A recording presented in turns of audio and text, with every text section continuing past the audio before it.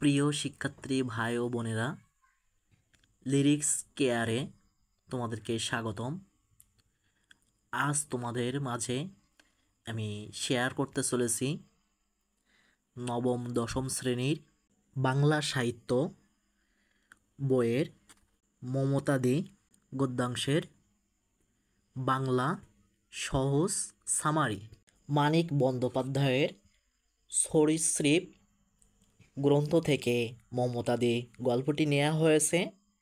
এই গল্পে গৃহকর্মে নিয়োজিত মানুষের প্রতি মানবিক আচরণের দিকটি ফুটে উঠেছে। স্কুল পড়ুয়া একটি ছেলে যখন দেখে তাদের বাড়িতে মমতাদি নামে এক গৃহকর্মী আসে, তখন সে আনন্দিত হয়। তাকে নিজের বাড়ির একজন বলে ভাবতে শুরু করে ছেলেটি।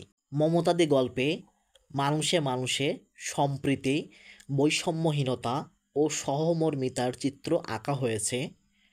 সংসারে অভাবের কারণে মমতাদি গল্পকথকদের বাড়িতে কাজ নেন। গল্পকথক তখন কিশোর বয়সী। মমতাদির সাথে ভাব করার জন্য তিনি উঠে পড়ে লাগেন। মমতাদি তাকে ছোট ভাইয়ের মতো গ্রহণ করেন।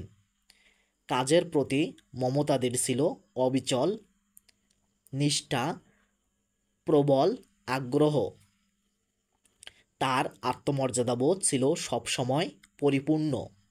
গল্পকথকের পরিবার সহানুভূতিশীল আচরণ দিয়ে মমতাদিকে কাছে টেনে নেয়।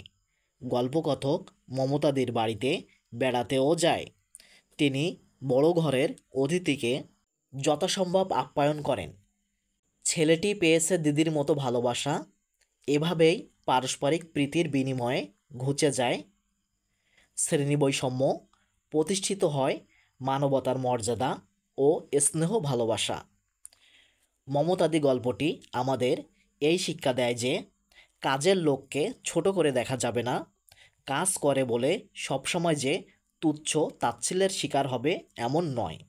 মানবতা দিয়ে সম্মান করতে হবে যথাযথ। সামাজিক শ্রেণী মানবিক সম্পর্ক প্রতিষ্ঠায় কোনো বাধা সৃষ্টি করতে পারে না।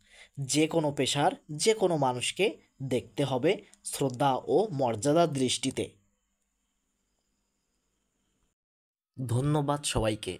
তোমরা যারা ফেসবুক পেজ থেকে দেখছো তারা ফলো দিয়ে রাখবে, লাইক কমেন্ট করবে, এবং যারা আমার ইউটিউব চ্যানেল থেকে দেখতেছো তারা সাবস্ক্রাইব, শেয়ার, লাইক কমেন্ট করতে ভুলবে না।